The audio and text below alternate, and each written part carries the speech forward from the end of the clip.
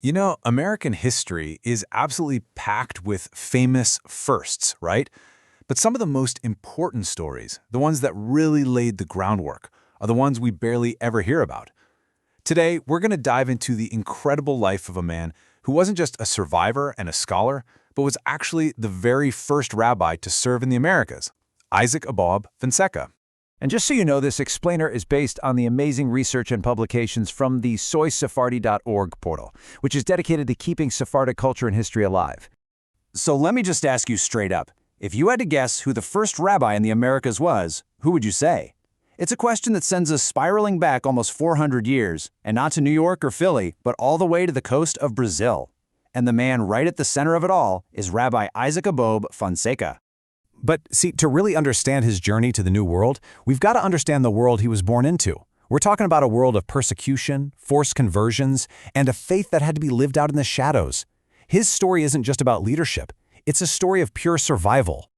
Okay, so it all kicks off in 17th century Portugal, right under the terrifying watch of the Inquisition. This is where we first meet a young boy who was forced to live a double life. To really get the danger he was in, we need to talk about the marranos. Now, on the outside, these families were Catholic, but in secret, behind closed doors, they were risking absolutely everything to practice their Jewish faith. This was the world that Isaac Aboab Fonseca's parents came from. His life transformed at like lightning speed. He was born Simão da Fonseca in Portugal, living his first few years in constant fear. But when he was just 7, his family managed to escape to Amsterdam, a place that offered a kind of religious freedom that must have seemed almost unreal. There, he could finally be Isaac Aboab out in the open. And his brilliance? It was obvious. He became a rabbi at just 18 and by 1638 was a major leader in Amsterdam's powerful Sephardic community. But his journey was nowhere near done. A whole new chapter was about to start, one that would take him clear across the Atlantic and really cement his place in history. So at the time, the Dutch colony in Brazil was this hub of opportunity. A ton of Jewish entrepreneurs from Amsterdam had settled in this port city, Recife, and they needed a spiritual leader. So in 1641, Rabbi Aboab Fonseca answered the call. He traveled to lead the Kehal Zur congregation, which means Rock of Israel, the very first organized Jewish community on the entire American continent. And he didn't just lead them, he built this community from the ground up, basically copying the model of the great community back in Amsterdam. He established the first synagogue, a mikveh, which is an essential ritual bath, and a yeshiva, a religious school where he personally taught Jewish law and texts. For a few short years, it was truly a golden age for the Jews of Brazil.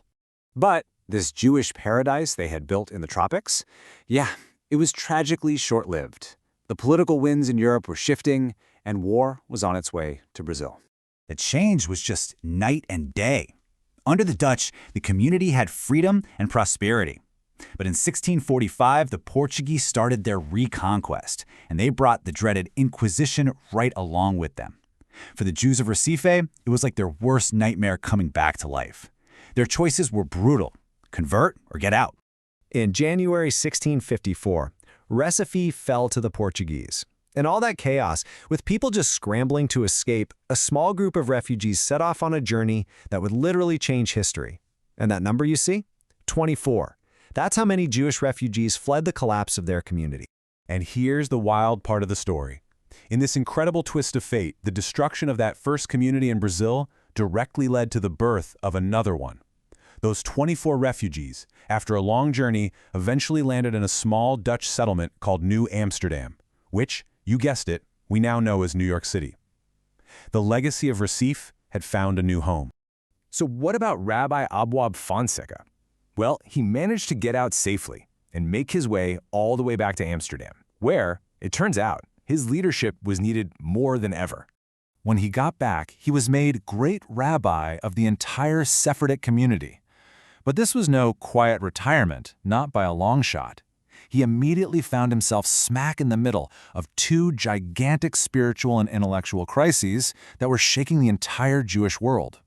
So he faced two huge spiritual battles. First up was Baruch Spinoza, a brilliant philosopher whose ideas about God were so radical that they were seen as heresy. Rabbi Aboab was one of the leaders who signed his excommunication. Then, a decade later, a man named Sabbatai Zevi declared he was the Messiah, and it created this massive wave of hope across the Jewish world. Rabbi Aboab, like a lot of people, initially believed. But when Zevi shockingly converted to Islam, the heartbreak was just devastating. Rabbi Aboab had to steer his community through both of these earth-shattering events. So despite all these massive challenges, Rabbi Aboab Fonseca's life's work left this permanent mark, not just on the Americas, but on the very heart of European Jewry. He really was a man of action and a man of letters. He guided Amsterdam's Sephardic community through its golden age, all while doing his own scholarship. He wrote about Hebrew grammar and even translated a major work of Kabbalah, that's Jewish mysticism, into Hebrew. He lived to be 88, a deeply respected figure whose life connected so many different worlds, from the secret synagogues of Portugal to the very first synagogue in the Americas. You know, this quote from soysephardi.org really just nails it. His life is such a powerful example of the Sephardic legacy, a legacy of resilience, of deep intellectual curiosity, and of making these foundational contributions to every culture they became a part of. Our research for this explainer comes straight from an article on soysephardi.org, and just to make sure we had the full picture of this incredible history, we also cross-reference details using great resources like the Jewish Virtual Library and encyclopedia.com. This has been an explainer from the soysephardi.org portal. Hey, if you found this story as fascinating as I did, please do me a favor and subscribe to the Soysephardi.org YouTube channel. They've got more deep dives into this rich history. And of course, share this explainer with anyone you know who loves a good, forgotten story. Thanks so much for watching.